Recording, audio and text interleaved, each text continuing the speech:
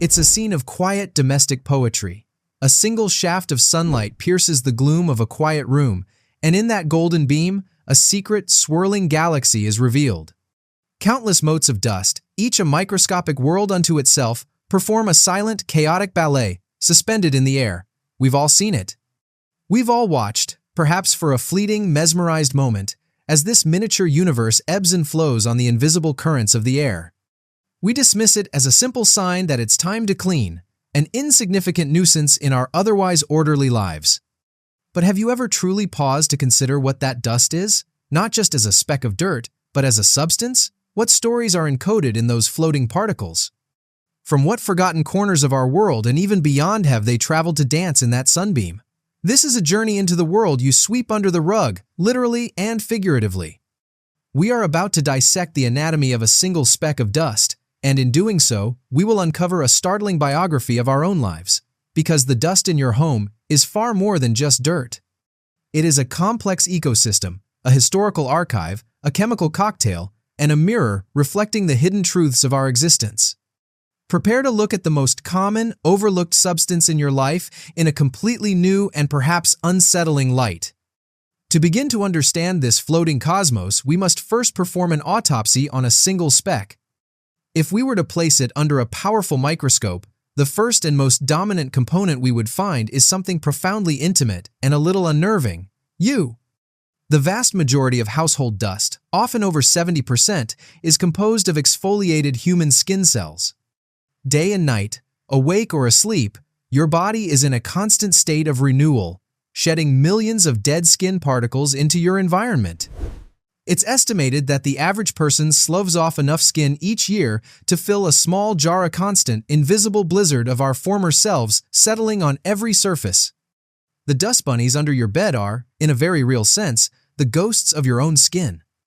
But you are not alone in this composition. Woven into this foundation of human keratin are the threads of your daily life. Microscopic fibers break free from your favorite cotton shirt, the wool blanket on your sofa, the nylon carpet under your feet. Tiny, almost molecular crumbs from the toast you ate for breakfast or the popcorn you spilled during movie night join the mix. If you have pets, their dander and bits of fur become integral threads in this tapestry. Each home's dust, therefore, has a unique signature, a dust print, as distinct as a fingerprint, telling a story of who lives there, what they wear, and even what they eat. This personal ecosystem is then infiltrated by invaders from the outside world. Your home is not a hermetically sealed fortress, it breathes. With every open window and every footstep across the threshold, you invite in a host of external contributors. Grains of pollen from nearby trees, fine soil and sand clinging to your shoes, soot from traffic, and industrial pollutants all find their way inside, settling down and mingling with your personal detritus. The dust in your home is a record of your connection to the wider world. Perhaps most astonishingly, this collection of dead and inorganic matter is not dead at all. It is a thriving, bustling, microscopic jungle, teeming with life. Its most famous inhabitants are the dust mites, arachnids so small that hundreds can live in a single gram of dust. These creatures, relatives of spiders and ticks, are not interested in you directly. They are scavengers, feasting on the endless banquet of dead skin cells you provide. They are your unseen, unpaid cleaning crew. Yet, they are also a primary source of indoor allergies, not from their bite, but from the allergenic proteins in their fecal matter. Your home, your sanctuary, is also the habitat for a micro-zoo of bacteria, fungi, and mold spores, all using the dust particles as both a home and a vehicle to travel through the air, waiting for the right conditions to multiply. Because dust is a collection of everything we are and everything we touch, it inevitably becomes a physical chronicle of our passage through time. It is a silent, microscopic historian, diligently recording the story of our lives on a layer-by-layer basis. If forensic scientists can tell so much from a single speck of evidence, imagine what the accumulated dust in your home says about you. It is a passive archive of your habits and your history. The type and density of pollen caught in your drapes can pinpoint the season. A sudden increase in fine, glittery particles might tell the story of a child's art project from last December.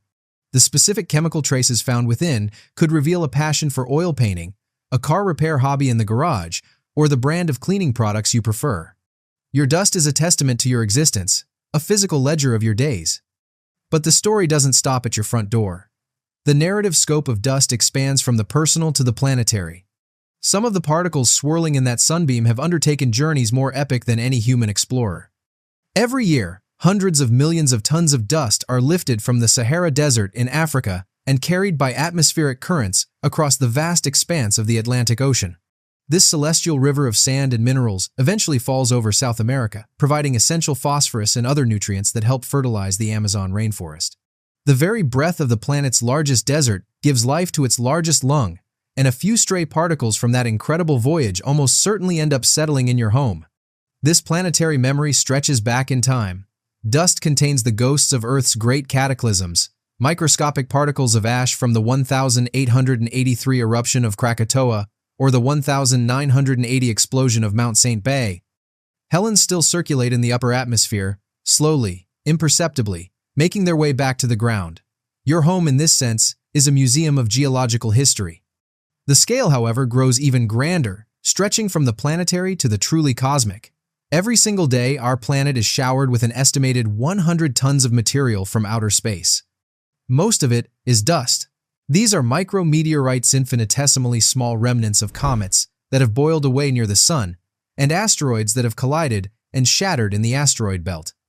These celestial travelers, some older than the Earth itself, fall invisibly through our atmosphere, settling on every surface, from ocean floors to Arctic ice sheets, and yes, onto the roof of your house, eventually finding their way inside.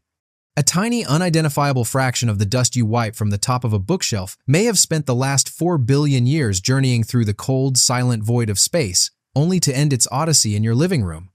But for all its epic history and cosmic wonder, household dust also holds a much darker, more immediate secret. This is where the story shifts from the poetic to the perilous.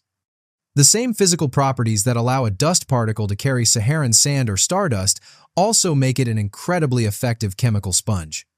Dust is not just a passive collection of particles, it is an active accumulator of the synthetic chemical soup that permeates our modern lives.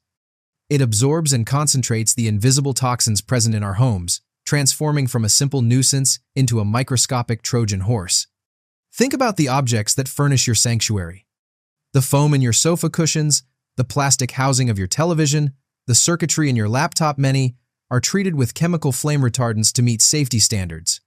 These chemicals don't stay locked inside the products, they constantly leach out as microscopic particles or gases, which then cling to dust. The soft vinyl flooring in your kitchen, the shower curtain in your bathroom, and even the fragrance in your air freshener or shampoo release chemicals called phthalates, which are used to make plastics flexible and to carry scents. These, too, find a home in your dust. The story continues with PFCs, or perfluorinated compounds, the forever chemicals used to make your carpets stain resistant and your cookware non-stick. They migrate from the pan and the rug into the air, and from the air into the dust. Add to this the pesticides you might track in from the lawn, the lead from old paint, and a host of other volatile organic compounds, VOCs, from cleaning supplies and building materials. The result is that every speck of dust becomes a delivery vehicle for a complex chemical cocktail, a concentrated dose of our industrial world. This is the truly terrifying truth. The primary way many of these persistent, hormone-disrupting, and potentially carcinogenic chemicals enter our bodies is not through our food or water, but through the dust in our own homes. We breathe it in. It lands on our hands, and we transfer it to our food or mouth. And this danger is most acute for those who are most vulnerable, our children. Toddlers and infants live their lives close to the floor, crawling through and playing in the areas where dust is most concentrated. Their natural tendency to put their hands and toys in their mouths means they ingest a disproportionately large amount of these chemical-laden particles relative to their small body size, all while their neurological and endocrine systems are in a critical stage of development. The silent dancing dust becomes an unseen, insidious threat.